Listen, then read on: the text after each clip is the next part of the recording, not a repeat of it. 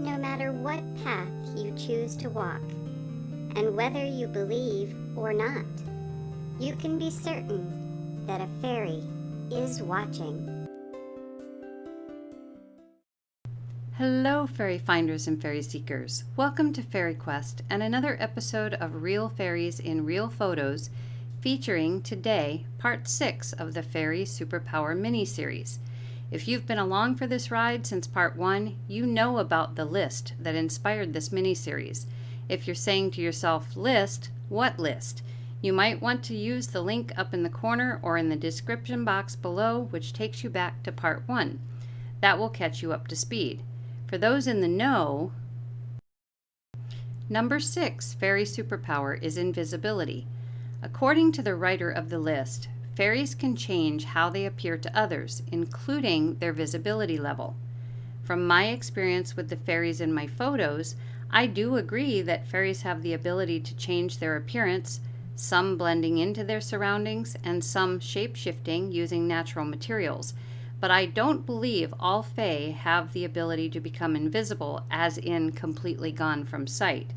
I do, however, believe there are different levels of invisibility, which is what I feel the following photos will share. Part of this fairy is almost completely invisible. We can see the fairy's head and hat, eyes and nose, but the rest of the body is see-through. You can see the outline of where her body is, but you cannot see any details within her body at all. This is as close as I think we're going to come to actually invisible, because any further than this, and there wouldn't be anything in the photo.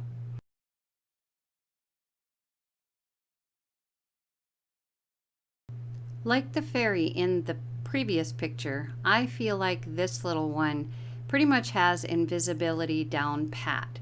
This is as close, I think, as we're going to get for full body invisibility and still be able to see something in the photograph.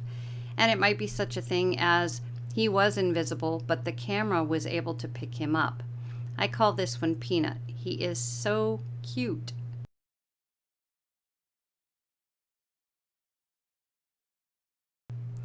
This is a different level of invisibility.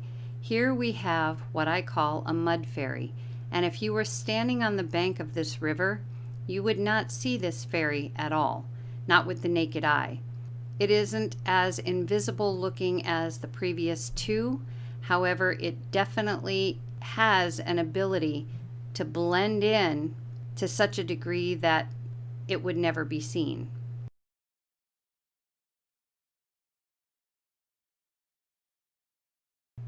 This fairy, who I call a pixie, has figured out how to use color invisibility.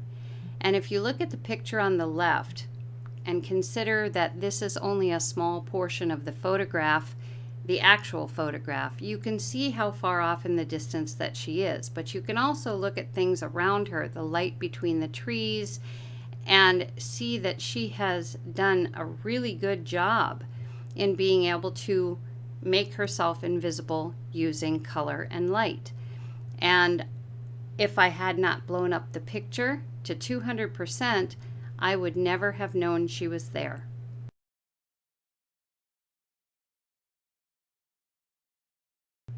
This little one, I feel, is a combination of invisibility, shape-shifting, and color blending. His head is obviously on the invisibility scale. We can still see eyes, nose, and part of his mouth, but we also see through his head to the rock or log behind him. Then his body has been created from the sticks and the pieces of log and rock around him, and the color has been blended to make him blend in to those items as well. This one is almost more invisible than the invisible ones at the start of these photos.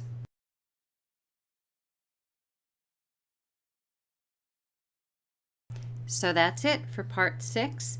Let me know in the comments what you think, and I'll see you very soon for part 7.